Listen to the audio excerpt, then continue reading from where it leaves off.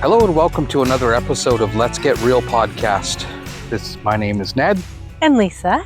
Thanks for joining us once again. Today we're joining you on sunny Manitoulin Island. I thought I would never get a shirt that said that. It's not me, but here I am. Looks good on you. I liked it. I like this one. So today's talk is about attachment.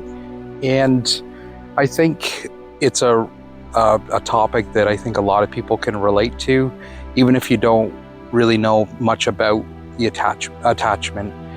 There's different meanings of attachment depending on different philosophies. In the Eastern philosophy, they have their views on attachment, and in psychology, they have views on attachment, how it affects us in a very adverse way. And maybe I'll start out with the psychology view of attachment. Attachment theory is when we're born, they say the first 6 months of our life, we need to be closely bonded with a caregiver. And if we feel insecure during that time, or we have traumas come up, they say that we developed an attachment. And so how it affects us later in life is that we have difficulty managing relationships. But when we're speaking about attachment today, I want to talk about it in maybe a little different sense. And, the Eastern philosophy, they talk about attachment. Buddha said the attachment is the root of all suffering. And so when his theory was when we let go, that we actually obtain nirvana or peace. And I think there's a lot of wisdom in that. When I look at attachment, I see, if I look back at my life, I see so many areas that my attachments created difficulty for me. So, like when you think about attachment, what's some of the first things that come up for you? I think that a great deal of us are motivated by that, at least at some point in our lives, even if we're not aware of it. Mm-hmm. I think what comes up personally for me, actually I was exploring this last night, right? I went for a walk and I just felt compelled to. Went by myself and up comes these attachments for me to look at, and I suppose it's no surprise because I knew we were doing this topic. But I walked up and I was looking at the different trees and started realizing that I was getting attached to the idea that Ned's father was here for when these trees grew, and his father's now not here with us. So it just followed this trail through my mind and my heart, and I kind of spiraled into this place of despair with it. And that's just an example of that, how quickly it can get us, right? Mm-hmm. You could follow it further, I think. I know I could, going back into my childhood, which I think most people's originate from. And it would have to do with a feeling of safety. And maybe because he was a father figure to me, there's many attachments we don't know about that are unseen, right? We don't know how they connect. Mm-hmm. And you said it sort of led you into prematurely grieving the loss of your mother, who is still with us. Exactly, yeah. So it wasn't based on what's happening right now. I think that's an important thing to note, that does happen, right? Yeah, it took me to feelings of, what if something happens to my mother? Well, of course something's going to. She came before me. That's sort of the cycle of life, right? But I'm having all these emotions to go with it of just heavy grieving. And then I realized that even the things that I physically own, that I have too much of, I always seem to be trying to organize it, but really I think there's too much, and just being honest with that, there's attachments to that. There's an emotional attachment probably to almost everything that I own. And it was just, I thought, how would people do if they were to sit and really think about all the attachments they had? Mm-hmm. Do you have any that you can think of that you still have to work on, maybe? Yeah, like I have to be really careful with when I think about attachment, I also think about desire. And I have to be really careful with my desires, and that I'm not leaning heavily into that. So when I look at my motivations for doing things, quite often I'll find my desires or my attachment for an outcome is the reason why I'm doing something. And so I find that with my writing of my books, and early in my career with tattooing, I was very attached to trying to make it as a tattoo artist, and it sort of consumed my world. And some attachments like that, you know, hasn't been like a terrible thing for me. But other attachments that are really rooted in desire and has been, you know, it's been harder for me to manage. And certainly because I felt this strong urge to write, to share, to teach. And then I got attached about how people would receive that, or if they would take the time to look at anything that I was up to. So more than even a habit, sometimes it can be a transferable thing, right? That's what I see as you describe that. You're transferring it from one thing to the next. You think at first it's about the thing that you're doing, but it's really the same action, right? I think you made a model of that too, that you could share with us today. Yeah, I was created like a chart. It's so simple, but I think it just illustrates attachment. When we think about attachment, it's about holding on. But then if we flip attachment over, it's also we're attached to pushing things away too. Oh yeah. So hold on, reject, you know, and so the action is to pull things closer, and the action of the opposite side is to push things away. And then the mindset that goes along with it is that I can't live with this thing. So whatever we're attached to pushing out of our life, I can't live with that. So we're pushing it away, we're rejecting it. Or there's the other side where I can't live without it. And so we feel like we need to hang on so dearly that we lose sight of the moment at hand. We lose sight of things that are not going to ever stay the same. But yeah, so fear is at the root of both of those, right? Do you remember, I find this funny now, I don't know why, but do you remember years ago we used to do those, the magazines or whatever, they'd have like a survey people would do. It kind of started to be online as well when the internet first came out, but they had like attachment style quiz or survey, I don't know what you call it, but yeah, that was a big thing for a while.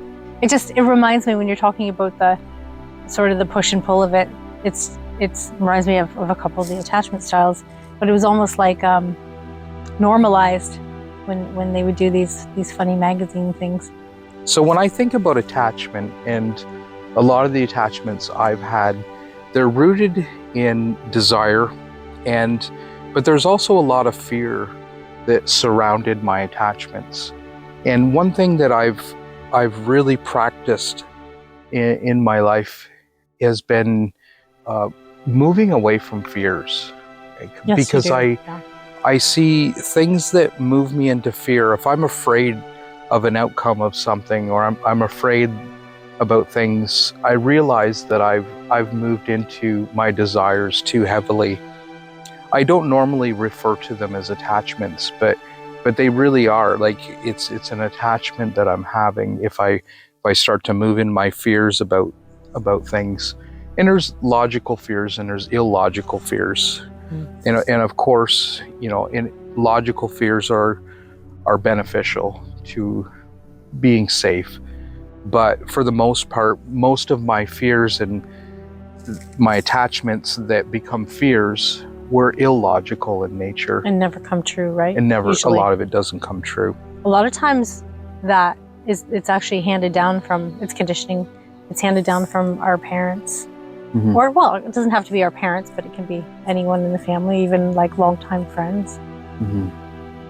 And so when Buddha said that attachment is the root of suffering, I think when we look at attachments, in what they do is they lead us into the mind more deeply.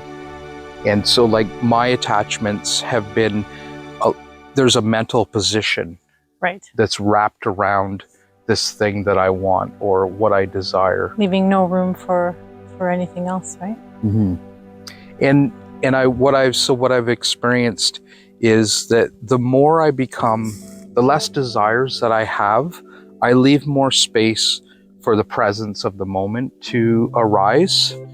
I'm not caught into this dialogue in my mind, thinking about what it is I want or what I don't want, going into the emotion of being afraid of if something doesn't turn out the way I want it to, I'm going to be really upset. And so it really has given me a certain freedom. Even when I go to do a public talk, I'm not attached to, if I've prepared for the talk, I'm not attached to how that's going to come out while I'm speaking. Being detached is really about being present with the moment and just allowing this moment to bring up everything that we need. And I think we're more supported than people realize. Yeah. This is my journey right now, because it can be harder than you think to sit down in front of a camera, even if it's edited. So something just happens sometimes, doesn't it? And so I'm trying to learn to to show up still, and just to be with Ned in the moment, because he is so practiced at that. You're one of the few people I see that actually do that. Mm-hmm.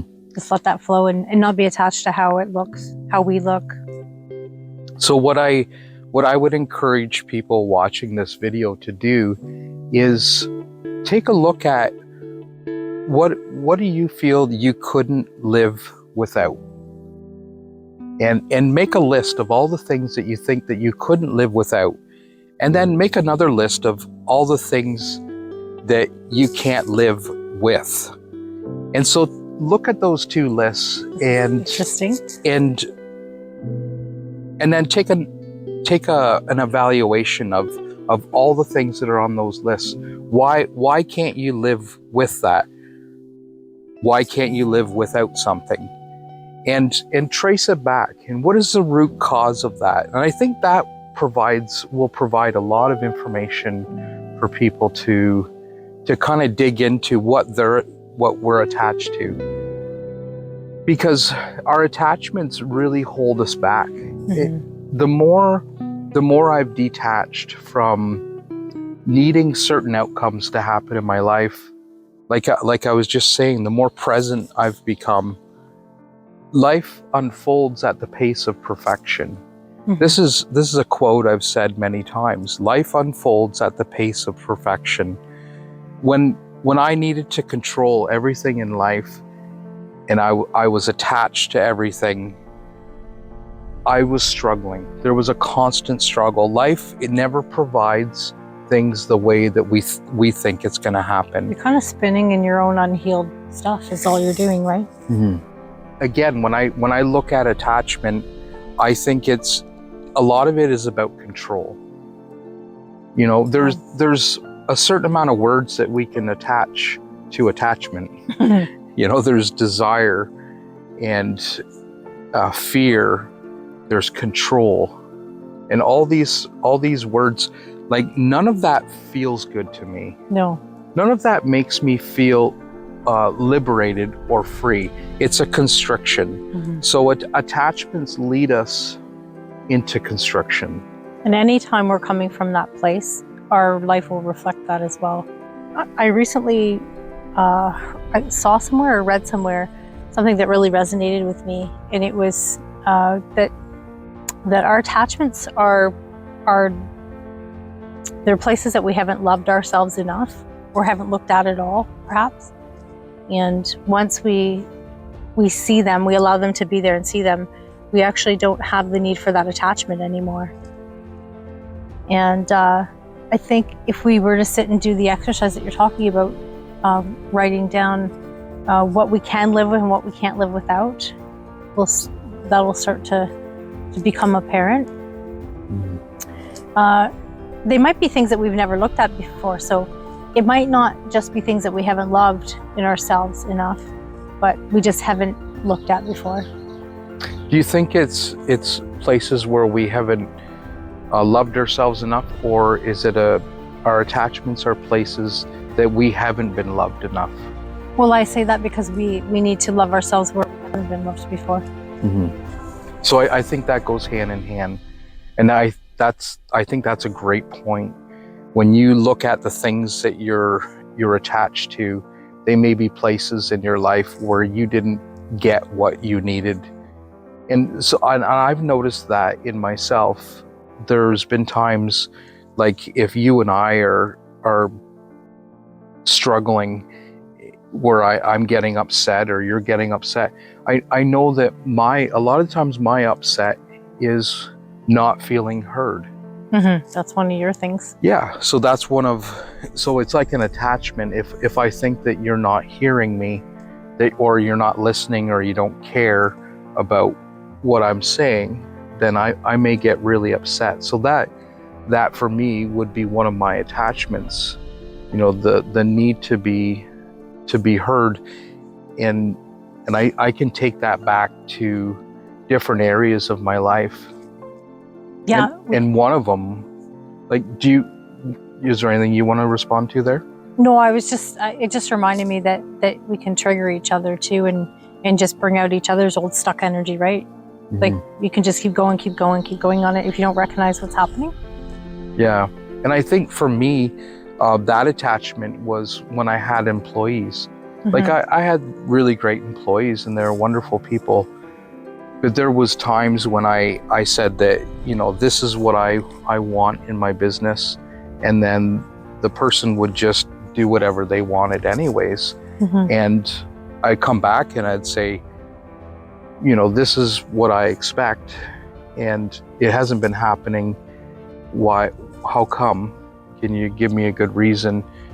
And, the answer would be no. And then I'd say, okay, well, this is what I expect in the business.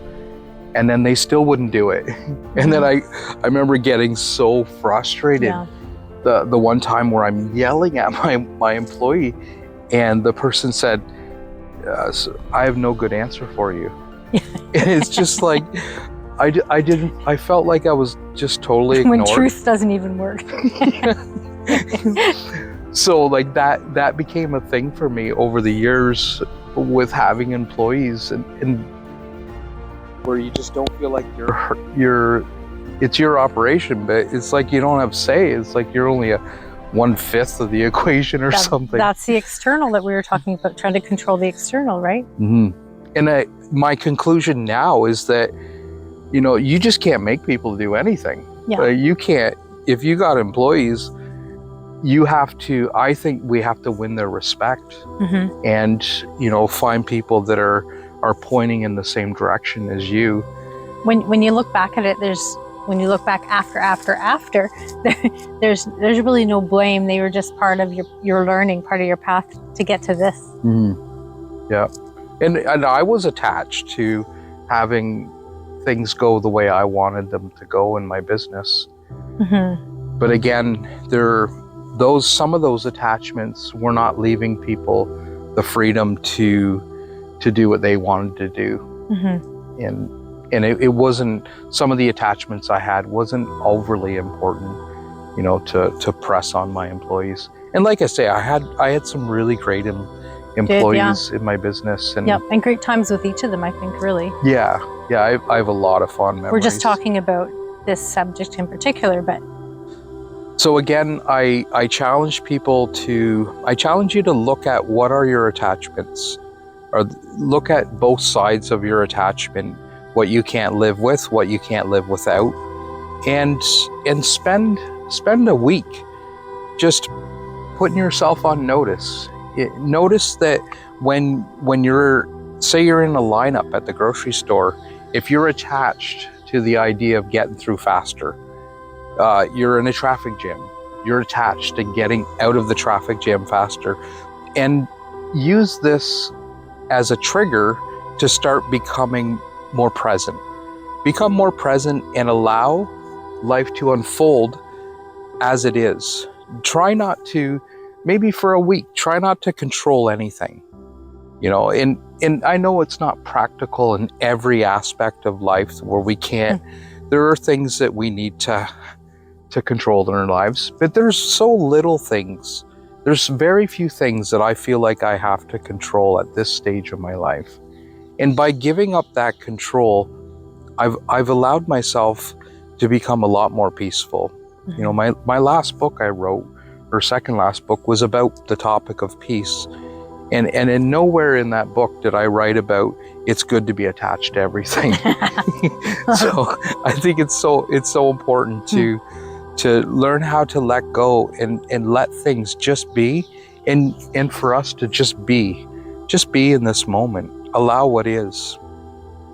Any final thoughts? Yeah, just when you feel emotionally drawn in, that's your cue that it's coming up. You can allow it to be there again. I think sometimes it's okay to do that, just to let that dissipate, or just so we can become fully aware of it. But yeah, anytime you feel emotionally pulled in a way that doesn't feel expansive, that's it. That's one of your things, right? That's a good point. When our emotions rise up and we start getting anxious, it's like, what am I attached to in this moment? Yeah. I hope everyone's having a wonderful day. Thanks again for watching these episodes. I know I enjoy doing them. I sure hope you do. I really do. I'm a little stiff still, but that's okay. I really do enjoy sitting here with you, and you always have great reminders for myself and for everyone, and I like trying to join in the talk with you. Well, you do more than try. Well, yeah. You're half the equation here. Oh, that's right. Nels my name. My name is in it, right? All right. You take care and have a wonderful day. Thanks again. Thank you.